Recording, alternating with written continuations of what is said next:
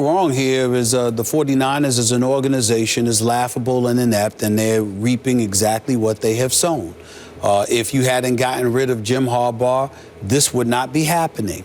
The fact is that even though, and I'll get to Colin Kaepernick in a second, regardless of how inept he appears, and he does appear inept at times, if you're Jed York, if you're Trent Baalke, if you're the San Francisco 49ers nation, that fan base, that city, look right at the CEO and right at the GM, because they put their personal interest in terms of a need to get along with the head coach ahead of winning, prioritizing winning. Even last year, as dysfunctional as everything appeared, you still ended up finished like 8-8. Jim Harbaugh had you respectable, okay? The 3 previous years, you were in an NFC championship game or the Super Bowl.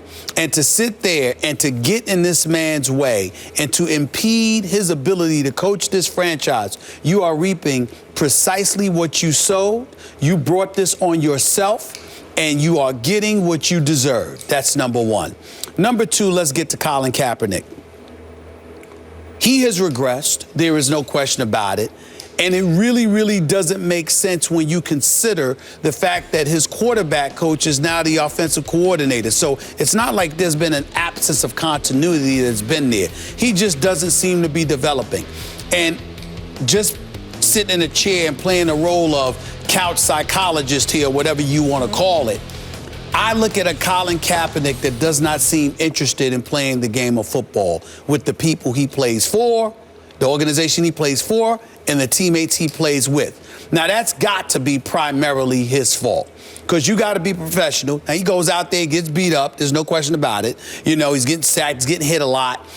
He doesn't have the requisite weapons to throw the football to the way that he once did, because Torrey Smith and Anquan Bolden, maybe they're cutting it, maybe they're not. I don't know, but they don't seem to vibe with him. And he certainly wasn't vibing with Vernon Davis, according to the reports, which is one of the reasons why Vernon Davis is probably even more happy to be going to Denver, even though he's not going to admit he's going to say, I love Peyton Manning, Peyton Manning, Peyton Manning. But here's the deal. If you're Colin Kaepernick, I know he can still run with that football. I know he can still make plays with that football. I know that in the right situation, he can help a team win on a football field. Don't tell me he's on a level of Blaine Gabbert. Blaine Gabbert ain't better than Colin Kaepernick. It's just that the situation is so dire that they had to make a change. I look at Colin Kaepernick's body language. He appears incredibly indifferent and apathetic. He doesn't appear to want to be there playing for that organization in that system any longer. He's not the same Colin Kaepernick that was tugging away at the heels of Alex Smith, excited about playing the game of football. He seems to be an entirely different person, and I'm not going to blame it on a loss of ability. I'm going to blame it on a loss of interest. He needs to be moved. He doesn't just deserve to be benched. He needs to be traded. Philadelphia is what I think would be an ideal spot for him, me personally speaking, but he needs to be traded. He needs a new environment. He does not want to be there any longer, and it's written all over his face. Yep, I agree with that. So let's trace what just happened. You recall we went back and forth that year, back in 2012, Harbaugh going back and forth between Alex Smith and Kaepernick, and I said I would just close my eyes and plunge and go with Kaepernick. Yep. Supremely gifted young man. Loved the way he threw, big velocity, big arm. And obviously, I loved the way he could run with the football. And you remember that first playoff run, what he did to the Green Bay Packers at Candlestick Park, 181 yards rushing on 16 carries. Whew, what a show he put on. And they got all the way, as you remember, to the Super Bowl. And I thought there was pass interference on Crabtree in the end zone, but it's close. It's real close to winning that Super Bowl.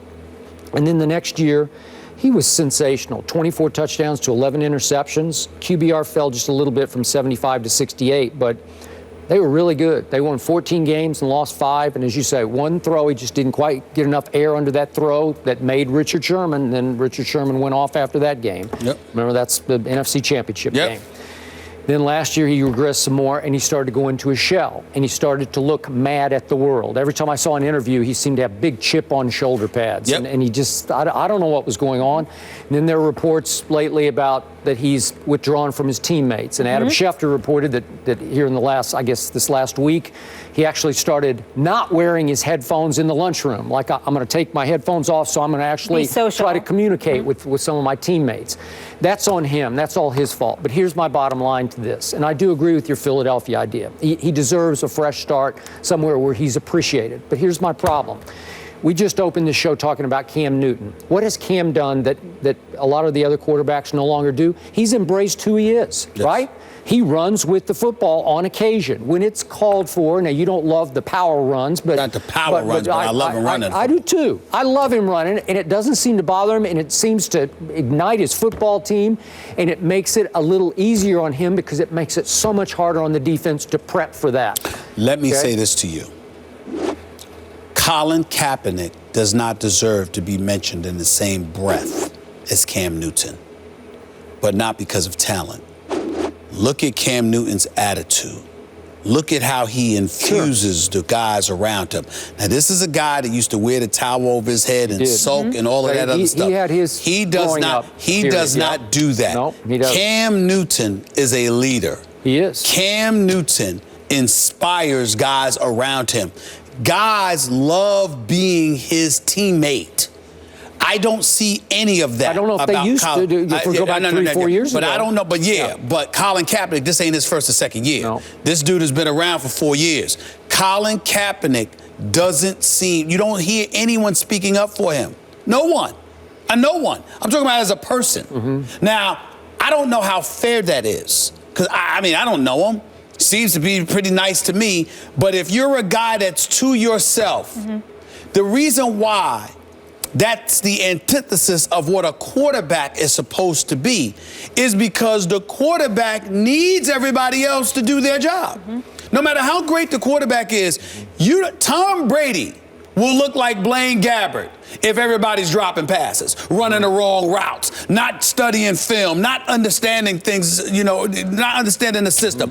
You need other guys. And as a quarterback, you have to inspire guys to want to be there. The fact that Vernon Davis could get traded and literally get out of bed and talk about, man, all I could think about was Peyton Manning.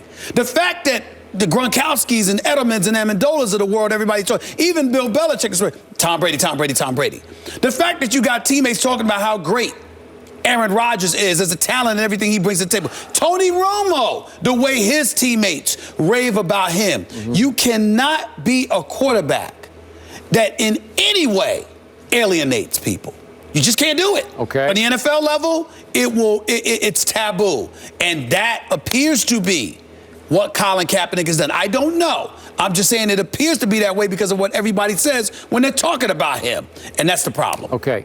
Back to my Cam Newton point. He continues to run with the football very effectively. And I don't know why, but last year, even under Jim Harbaugh, in San Francisco, Kaepernick quit running the read option. He is lethal on the read option, and he's safe with it. He is so gifted athletically. He'll slide. He gashes defense because he has such long strider acceleration. To piggyback off your point, didn't we hear something along the lines of what Balky and York wanted him to be doing? I don't know. And how to some degree that was interfering with Harbaugh? Because what I'm saying is that Colin Kaepernick was playing one way for a period of 2 to 3 successful years, and it was flowing. And then all of a sudden last year we saw a change. And we didn't understand where it was coming from. And if you watch Harbaugh coach at Michigan, that's the guy that's coaching at San Francisco. So why would he sit up there and coach at San Francisco for 3 successful years, all right, coach at Michigan once he's gone from San Francisco the same way, but for a particular year in San Francisco, which happened to be his last, there's a deviation. Something's wrong with that picture. That doesn't make sense. Now, I don't know if it's York, Balky, or if they had nothing to do with it, but it doesn't seem to make any sense that you coach this way no matter where you are, at Stanford, at San Fran with the 49ers, now at Michigan. But one year, things change, which was your last year in San Francisco, okay? And that's just Jim Harbaugh. No, there's got to be somebody else. And who else would have the power to influence change? Okay, it could be Colin Kaepernick, too. Remember what Robert Griffin went through? He said, I am a pocket passer. But I do not run anymore. But Robert Griffin went through that because Haloti Ngata almost took his leg off his body. That has not happened to Kaepernick. That has not happened to Kaepernick. So why would he do that? I don't know. And I've never heard him say that. We've heard Robert Griffin III say that. We haven't heard that from Colin Kaepernick. Well, so where's it coming from? I don't know. But it was under Harbaugh that it started. And listen, he's a good pocket passer, but he is seriously, he can be a great player with the whole package. But it means nothing, Skip, if you don't have guys that want to play with you. Yep. And that's what I don't know. We don't know. But we got to literally ask those kind of questions with what we're seeing transpire, because there's no reason on earth why Blaine Gabbert should be playing before Colin Kaepernick. I mean, that's just a joke. The fact that that's happening. QBR to your and I said before that draft, Blaine Gabbert can't play in this league. The fact that happened. Something's going on. Something's going on. 100%. Something's going on. Not to mention, I have it listed here, but the 12 notable players they lost since the end of last season. They lost a ton of their pieces as well, in addition to retirement, injuries, etc. I hope he gets traded. I hope he comes. Listen, I wouldn't mind seeing Colin Kaepernick in Philadelphia would be special. Yeah. I think so. All right. With his, DeMarco Murray, Ryan Matthews, a read option, plus a couple of receivers to pass the ball to. I mean, that's not bad. Colin Kaepernick in Philadelphia, that would be very interesting. All right, we'll leave it on that. Coming up, did you guys hear what Tiger Woods' former caddy had to say about his old boss? We'll tell you that and react on the other side.